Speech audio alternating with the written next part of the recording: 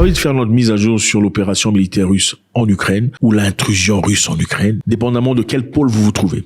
Opération militaire russe ou intrusion russe dans le territoire ukrainien. Ok, on y va. Il y a eu plus de 50 morts sur l'attaque dernière sur Poltavska, l'une des plus meurtrières de la guerre. Donc les Russes viennent de frapper encore une fois sur l'Ukraine, juste après leur frappe de 100 missiles et plus de 100 drones. Poltava a été la cité victime cette fois-ci. Alors qu'est-ce qui se passe? Nous demandons instamment à tous ceux qui ont le pouvoir de mettre fin à cette terreur. Les systèmes de défense antiaérienne et les missiles sont nécessaires en Ukraine et pas dans un entrepôt.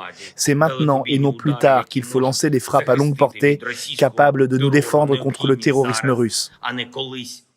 Le président ukrainien a lancé un remaniement total de son cabinet. Donc beaucoup de personnes ont été chassées. Un changement incroyable comme jamais dans le passé. On va essayer de comprendre un tout petit peu quelles sont les raisons pour lesquelles M. Zelensky le ferait. 50% du cabinet a été changé. 50%. On s'imagine bien pendant qu'il y a eu une guerre effroyable. 50% du cabinet changé, ça pose des questions, n'est-ce pas? Ça fait plus de 2 ans que la guerre existe en Ukraine. Certainement, l'Ukraine a essayé d'attirer les éléments et les hommes les plus forts, mentalement, physiquement et sur le terrain, techniquement. Mais si aujourd'hui, à 2 ans de guerre, on va changer presque la moitié du cabinet, qu'est-ce qui se passe exactement?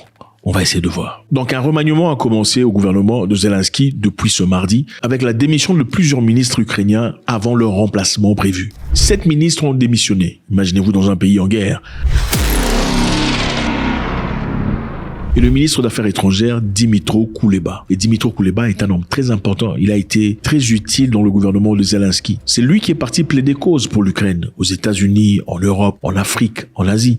C'est M. Kuleba qui est parti parler pour l'Ukraine, demandant de l'aide. Il a été le messager diplomatique de confiance de Zelensky. Alors pourquoi a-t-il été viré ou décidé de démissionner? Plusieurs autres ministres sont partis, inclus le ministre de la Justice, le ministre de l'Environnement, le ministre de l'Industrie stratégique, c'est-à-dire la personne qui calcule et estime qu'est-ce qu'il faut faire pour que l'Ukraine gagne la guerre. Qu'est-ce qu'il faudrait importer ou exporter pour que l'Ukraine ait les éléments nécessaires pour surmonter ces challenges. Il y a aussi Oleksandr Kamyshin, ministre de la production d'armes, a également démissionné de ses fonctions en prévision d'un autre rôle dans la défense. Il y a quelque chose de chaud et de bizarre qui se passe en Ukraine actuellement. Zelensky n'a pas donné beaucoup d'explications à cet égard. Ce remaniement brutal et impromptu doit certainement avoir une justification. Écoutez ce qu'il a dit. Je suis très reconnaissant au ministre et à l'ensemble de l'équipe ministérielle qui travaille pour l'Ukraine, pour le bien des Ukrainiens. Nous avons besoin aujourd'hui d'une nouvelle énergie. Il dit que cet épisode est fini et le moment est venu pour autre chose. On parle de quel épisode? L'automne? Évidemment, l'automne précède l'hiver. Et l'hiver est le moment opportun que M. Poutine et les Russes sont en train d'attendre. Je vous rappelle ici que la Russie a bombardé à plusieurs reprises les établissements et institutions énergétiques. C'est-à-dire tout établissement qui produit de l'énergie, le courant, à 80% a déjà été détruit en Ukraine. La guerre pendant l'hiver sera terrible et très difficile pour les Ukrainiens. Sur le plan moral, quand on a très froid, on perd le moral. Et quand on perd le moral, on est en incapacité de combattre de manière farouche. Il est aussi important de noter ici qu'il a été rapporté que tout celui qui s'oppose aux idées ou aux pensées ou tout celui qui a une objection à l'égard de M. Zelensky est très souvent revoqué, changé ou remanié. En tout cas, disposé de ses fonctions gouvernementaux. Prenons exemple sur l'ex-commandant en chef des armées Valery Zaloujny, qui a fait un commentaire disant que la guerre a stoppé. La guerre a freiné. C'était en un moment crucial où les Russes et les Ukrainiens ne se poussaient pas. C'est-à-dire personne ne gagnait du terrain. Ce n'est pas la première fois ces dernières semaines que le premier soldat du pays, jusqu'alors très discret, se confie à la presse étrangère, reconnaissant que la guerre est dans une impasse, que la contre-offensive a échoué et que le temps joue contre l'armée ukrainienne. Et il voulait simplement dire que la guerre a stagné, c'est-à-dire qu'on va rester là pendant très longtemps. Évidemment, ce n'est pas une phrase qu'il aurait dû dire d'après Zelensky. Quelques jours plus tard, il a été démis de ses fonctions. Aujourd'hui, j'ai décidé de renouveler le commandement des forces armées ukrainiennes.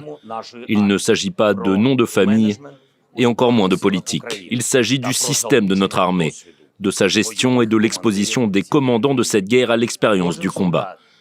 Chaque soldat, chaque sergent et chaque officier qui voit le front doit savoir prendre la bonne décision. Je suis reconnaissant au général Valery Zaloujny pour ces 2 années de guerre. Je suis reconnaissant pour chaque victoire que nous avons remportée ensemble.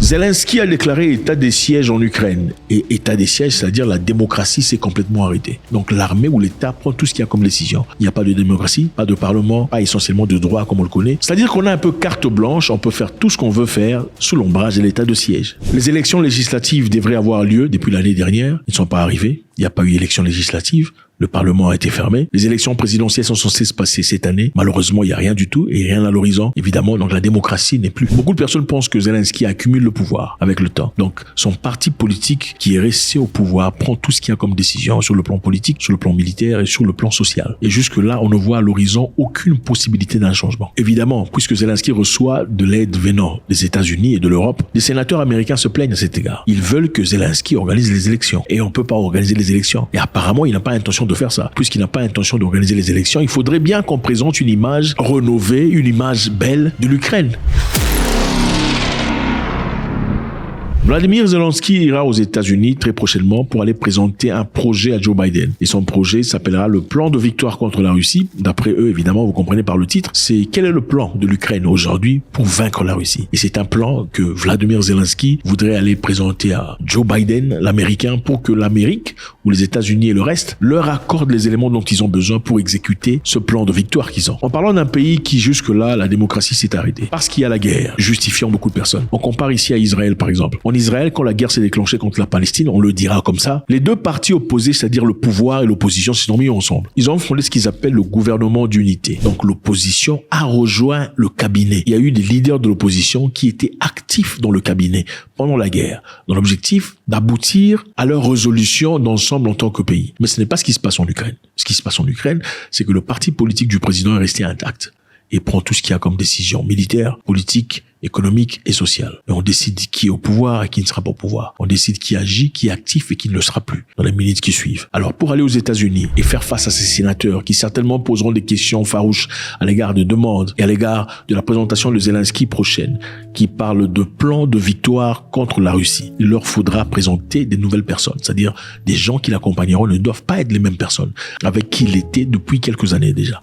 Donc, 50% du cabinet sera changé sur le plan militaire, sur le plan social, sur le plan juridique, sur le plan stratégique. La grande majorité de ces personnes seront changées. Mais ce qui est intéressant ici, c'est qu'on ne peut pas nécessairement dire qu'ils seront partis pour de bon. Parce qu'on peut quitter une position pour en assumer une autre, mais restant dans le gouvernement et dans le cabinet. C'est ce qui est important de retenir. On rappelle ici que tout ceci est venu après le bombardement de la Russie sur Lviv, ce nouveau territoire ukrainien que les Russes sont presque en train de contrôler maintenant. L'Ukraine a demandé à l'Occident de lui accorder des armes au nom de JSSM ou JAMS, sont des missiles furtifs qui peuvent frapper plus loin que les missiles que l'Ukraine possède actuellement. C'est-à-dire, les Ukrainiens veulent frapper à l'intérieur de la Russie avec les JSSM. Et ils pensent qu'en faisant cela, ils pourront perturber, c'est-à-dire bombarder les bases militaires russes à l'intérieur de la Russie, bombarder les dépôts d'armement en Russie pour changer la donne de la guerre. Le JSSM ou l'ASM est similaire au missile Storm Escape, déjà fourni à l'Ukraine par la Grande-Bretagne et la France. Mais celui-ci est beaucoup plus furtif. Ces missiles ont des capacités furtives, c'est-à-dire les radars ne peuvent pas nécessairement les voir. Ce sont des missiles difficiles à attraper.